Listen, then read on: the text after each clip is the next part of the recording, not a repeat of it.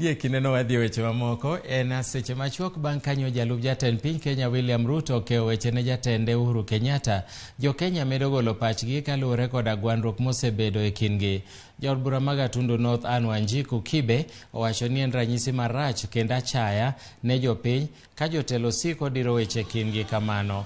Kibe okwayo jopiny mondo mi othegre kod jotelo makiro weche manyalo kelo thuye e kind oganda. Kibe mane lose kampen mare gwenge ma Mariani e sub-county ma Gatundu North nomedo ni jotelo madiro weche makamago owinjo kawnegi okang' mager mar chik.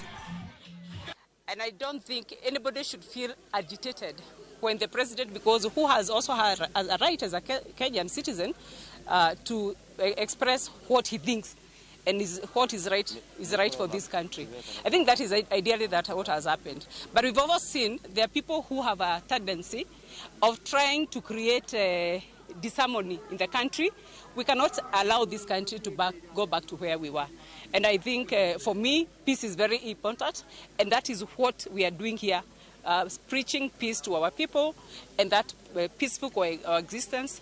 We are within different communities, in our homes, in between family members.